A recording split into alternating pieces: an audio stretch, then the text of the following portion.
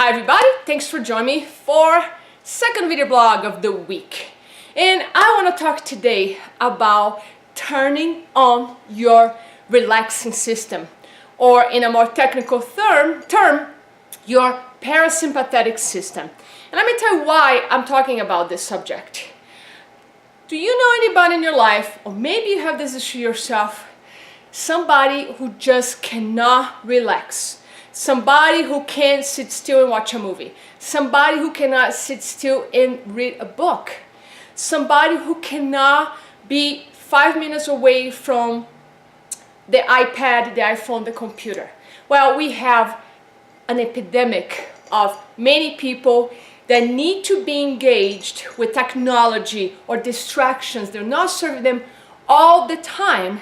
And it's not entirely fair to say they just have bad behavior, they just have bad habits. Well, it started with being a bad habit, but actually they start changing their biology at the same time. What happens is when you used to be busy all the time, engaged, trying to solve problems all the time, you start to be more sympathetic dominant. Sympathetic, it's your fight-flight system. Your adrenals are working, your body's releasing cortisol, adrenaline, and other hormones that are released in times of stress. And we all know, well, I'm a big fan of stress. I always talk about how to master stress, because bouts of stress are the things that help us to achieve our dreams or goals. But these people are busy all the time, are always engaged, they're not relaxing. So again, it starts to change the chemistry of the brain, and people like that, like the FOMO, fear of missing out, they don't know how to relax anymore. And that's costing their health, that's costing their productivity, performance, and it's costing their happiness. Because have you tried to have a nice conversation with somebody that's always in that state? Number one, they can't listen. Number two, they're going to interrupt you all the time. And number three, they're not going to have very good insights to share with you. So I actually cannot hang out with those people. So I want to give you here 3 tips to disengage that chronic stress system, which is your sympathetic system, and engage more your relaxed, your parasympathetic system.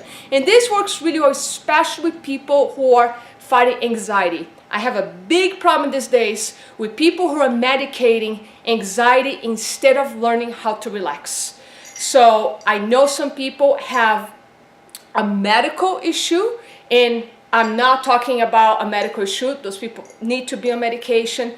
But also I know we're living in an era that people are over-medicated because they can't handle stress, they can't handle their issues. Instead of facing, resolving, they're taking a pill. So that's a big problem for me. So here it is, the 3 tips that are going to help you to engage your relaxed system.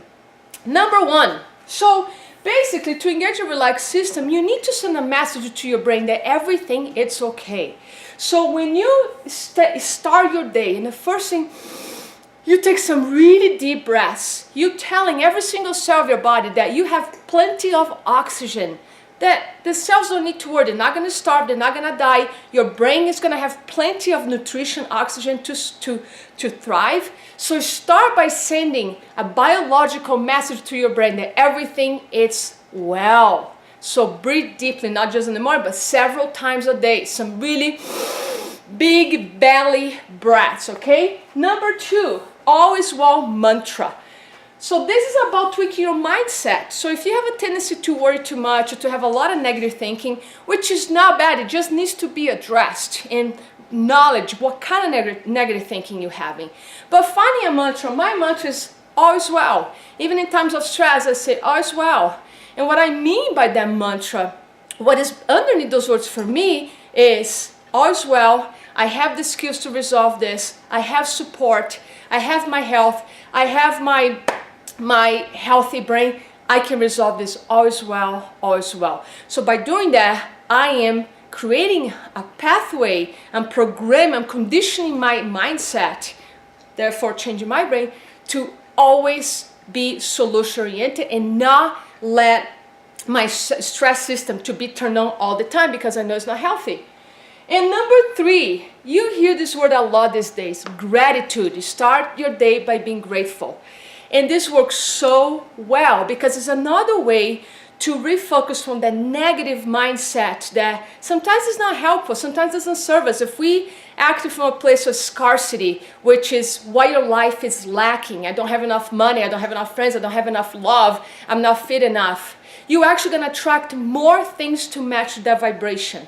So a great way to shift the mindset, because we can't stop thinking, is simply focusing on something that is real in your life.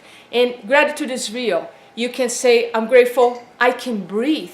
I'm grateful that I have another day. I'm grateful that I have my dogs. I'm grateful I have friends.